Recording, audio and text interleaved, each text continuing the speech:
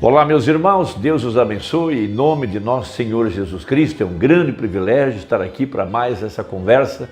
Esse é um grande momento para mim cada dia, sempre que posso fazer alguns poucos comentários a respeito das mensagens pregadas pelo profeta e evidentemente sempre citando a Bíblia e citando a mensagem para o nosso crescimento espiritual, porque a fé vem pelo ouvir e ouvir a palavra de Deus.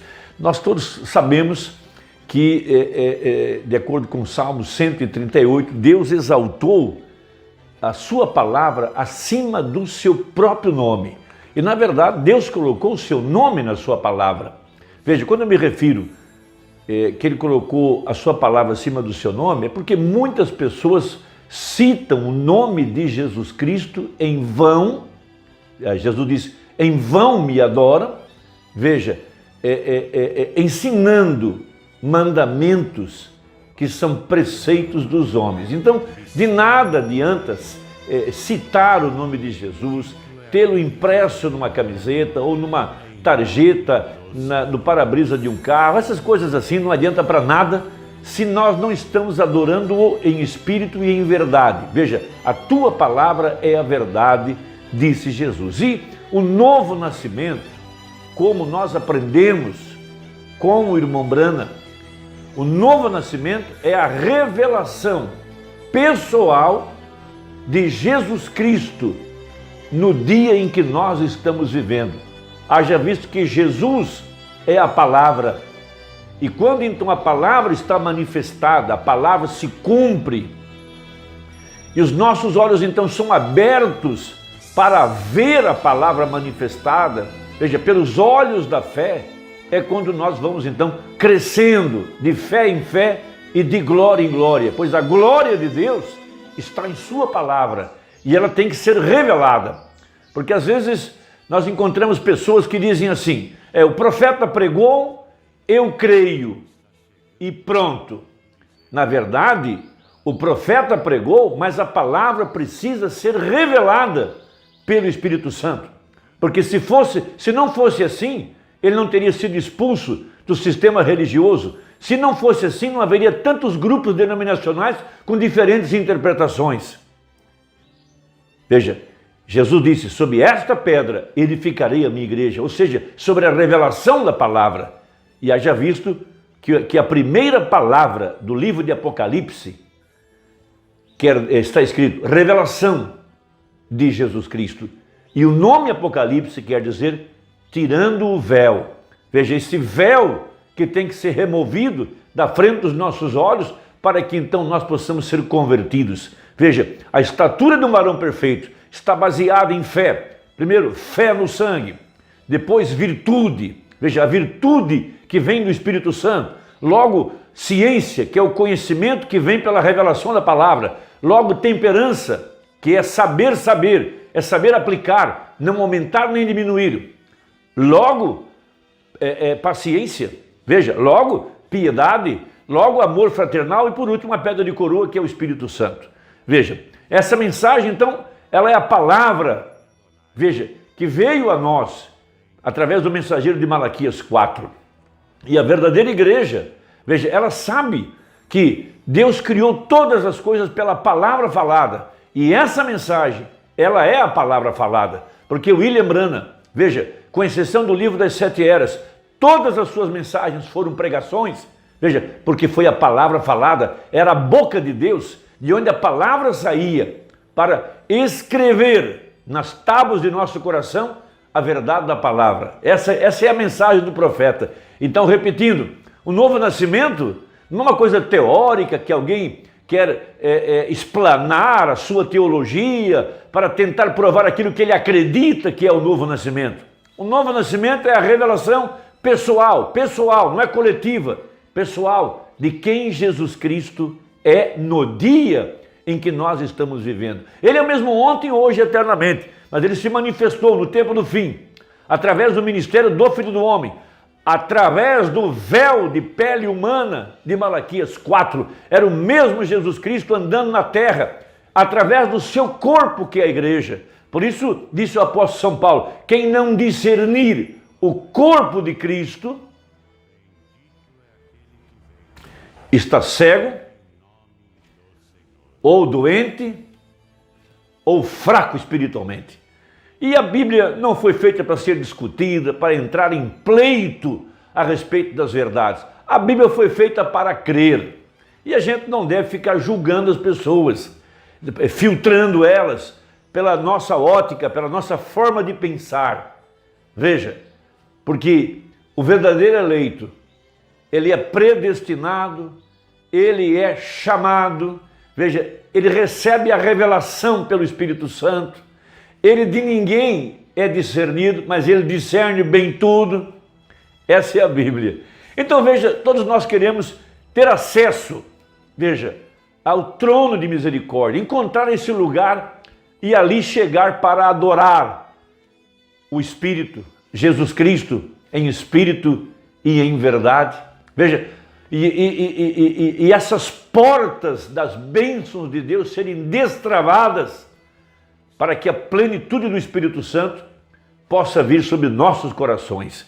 Veja, e quando nós exaltamos qualquer coisa, qualquer indivíduo, qualquer conhecimento, qualquer teologia, acima da palavra vindicada, da palavra manifestada, da palavra feita carne, aqui no nosso dia, nós não estaremos adorando a Jesus, e sim ao anticristo, de acordo com a era de Laodiceia, que pôs a Jesus para fora e colocou lá para dentro conhecimento, teologia, interpretações, credos, dogmas, para ouvirem aqui da boca do profeta: em vão me adoram.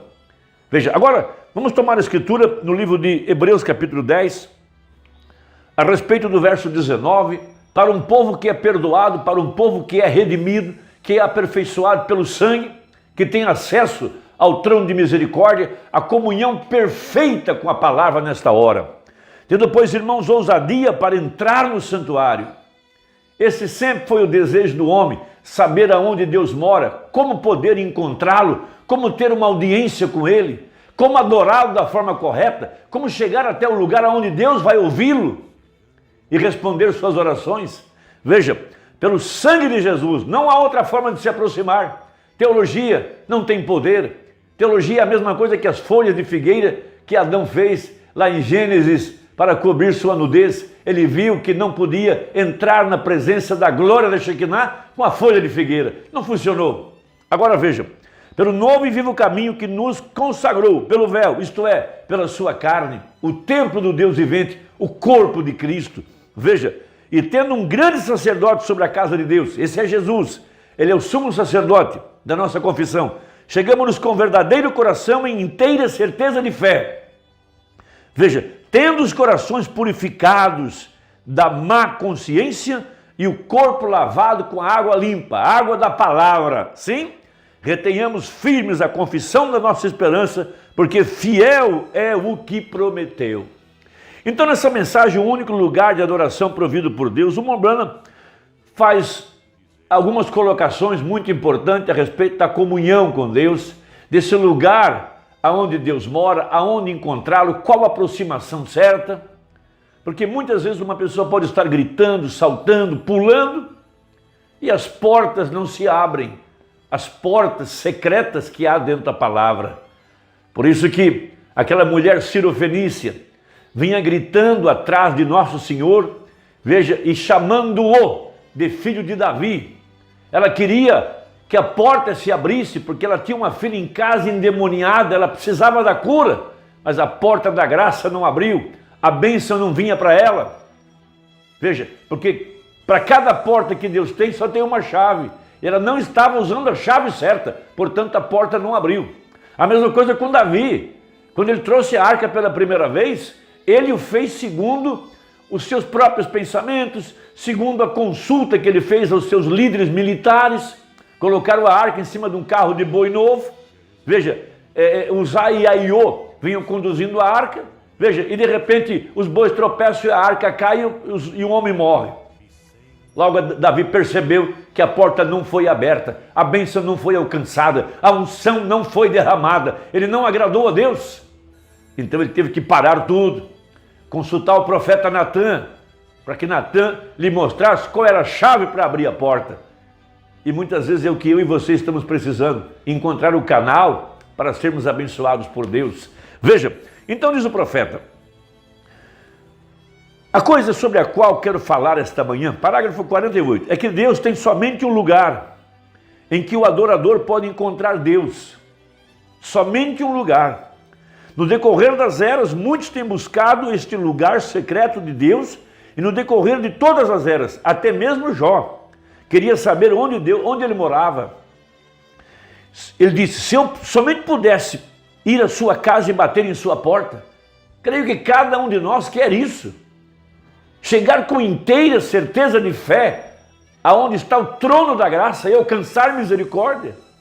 Veja, Jó queria encontrar o lugar de habitação de Deus, porque ali Deus e sua família são adorados juntos. Veja, a comunhão perfeita.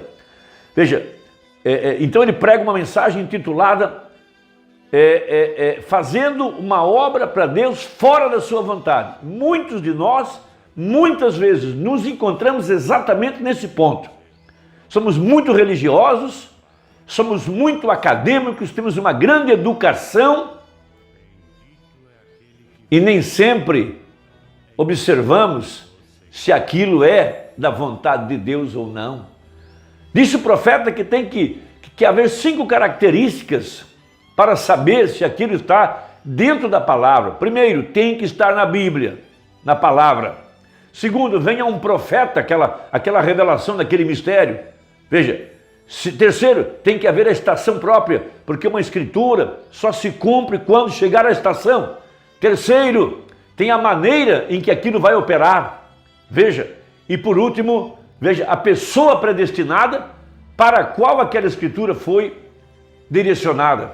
Por exemplo, houve muitas virgens, desde o dia em que Isaías profetizou, até o tempo de José e de Maria, a respeito do nascimento virginal de Jesus. Muitas virgens tentaram bater na porta para obter a graça, mas a porta não abriu. Veja, porque não tinha chegado à estação, a pessoa certa e a maneira de Deus. É a mesma coisa para hoje. Então diz o Mombrando, agora, todas essas coisas estão ali e nós encontramos. Veja, um dia eu gostaria de vir a Shiverport, uma cidade onde iria pregar uma mensagem, onde tivéssemos cerca de 2 ou 3 semanas só para tomar 30 minutos por noite. E só no ensino, veja, somente permanecer exatamente na palavra, estas passagens secretas. Veja, onde pudéssemos descobrir exatamente como entrar.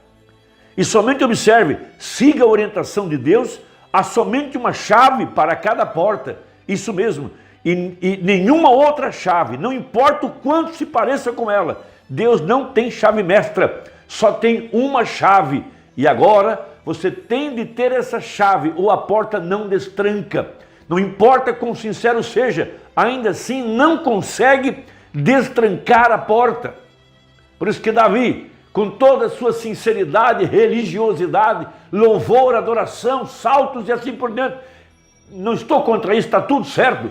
O crente tem que ser fervoroso, tem que rejubilar na presença de Deus, colocar toda a sua força, todo o seu entendimento, veja, para exaltar e glorificar a Jesus Cristo. Porém, tem que observar se está no canal certo ou se é algo em vão. Se não é o canal, a porta não vai abrir. Veja, então, havia lá no tempo de Davi, veja, havia um profeta na terra através de quem fazê-lo. E Deus desonrou o movimento todo, porque eles nunca usaram a chave certa. O profeta. Se tivesse consultado o profeta, tudo teria saído certo desde o começo. Veja, a porta não destrancou, Deus não aceitou aquela adoração. E agora devemos nos lembrar disso e manter isso em mente. Tudo de Deus é para ser feito de uma certa maneira. E isso encerra o assunto. Que Deus nos ajude e Deus nos dê graça para operar de acordo com o profeta. Ele tem a chave, ele tem a maneira certa, ele tem a revelação correta. É quando as bênçãos vão chegar até o nosso coração, a nossa família. Deus te abençoe, foi um grande privilégio. Até a próxima, se Deus quiser, em nome de Jesus. Amém.